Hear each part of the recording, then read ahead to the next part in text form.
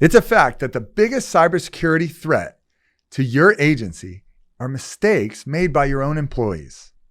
Today, Nate Ginter, our CTO, is going to share with you some tools that we utilize to minimize that liability. So there's two threats from employees. The first one is extremely tough to combat, and really good monitoring and having the right security protections in place are the way around. And that's what we call a malicious insider. So somebody trying to do damage to the company. The higher up they are, the tougher it is to lock that down. That's an example of a threat that somebody's willing to break the law. There's always going to be some things there. So backups and making sure that you have the right security protocols in place, that's the only thing you can do to protect against them.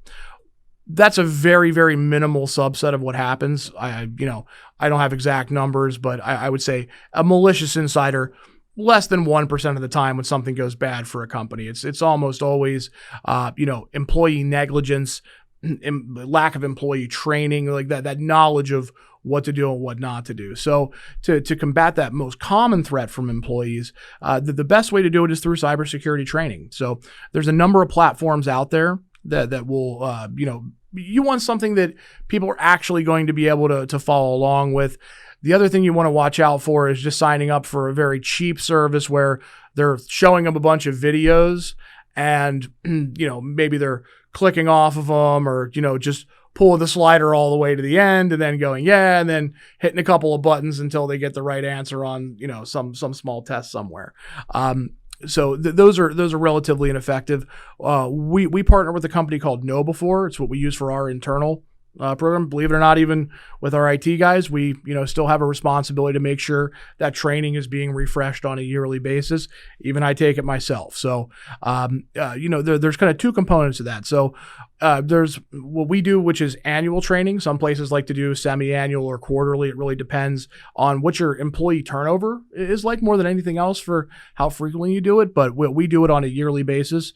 Thankfully, knock on whatever this is made of, it stays that way. But we do a yearly cybersecurity training, which is also, by the way, a requirement for pretty much every security standard that you follow. So, like we were talking about before, where, you have certain compliance concerns. One of the early parts of that is picking a security standard to follow. And there's a couple that we can help steer people towards, but every one of them has an employee, training component. So what we've chosen to do, we have a yearly IT specific and administrative program that we've contracted for through a company called KnowBe4. That's great. And they actually offer, and we offer to our clients, it's not actually even offered anymore. It's mandatory. So if you come on as a Vine IT client, we actually give it to you as part of our package, employee training that's specific to insurance. And financial services, because they are actually, a lot of people, you've seen all the, things as an age, all the scare tactics. Oh, they're the number one targeted industry. It's true, but, still a thing. So they've actually built separate packages out for financial services and insurance to show people everything from, things to watch out for on your computer, ways to look at web links that you're going to, how to handle things in your email that are coming in, identifying things like spoofing and phishing emails, spear phishing, where, which is something that's being done now, which is really wild, where, one of the common ways we see people losing money directly is I'll get an email from Mike Thackeray, and they've actually gone ahead and done some research. It's not actually from you. It's not from our email server, but it'll be from Vine IT with 5 N's or something. So, it's coming, but they've gone ahead, maybe contact our salespeople so they know what our company email signature looks like. They've read your job description off of, our company page. And they're saying, hey, man, I'm in a meeting and I need 5 gift certificates for Amazon for $100 to give out as prizes. Can you quick send them to me? Now, as dumb as that sounds, happens all the time. Another big thing that can happen is people saying, oh, I've got this vendor invoice. Can you, please pay it? And then before you know it, somebody's, sent somebody $5,000 via wire.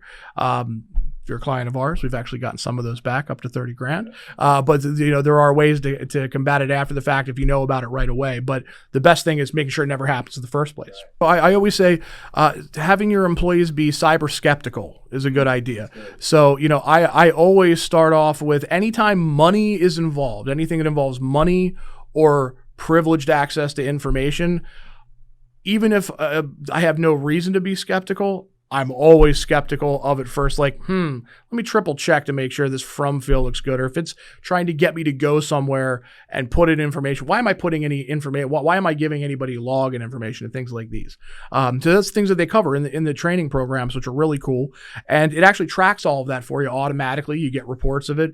So, you don't have to worry about managing your own, cybersecurity training program. It's just a piece that's kind of done for you by this platform, which is pretty awesome.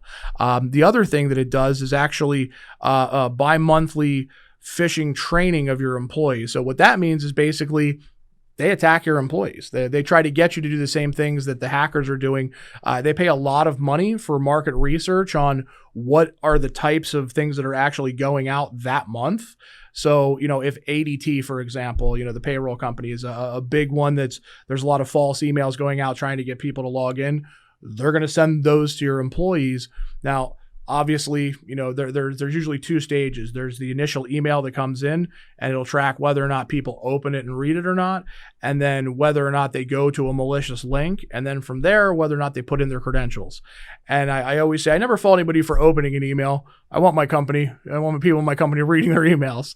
Whether or not they're going to a bad link and how to identify that, that's kind of the first step. But the real threat is, are they not recognizing when they're on a bad site and putting in user credentials there? So that's what we want to really look out for.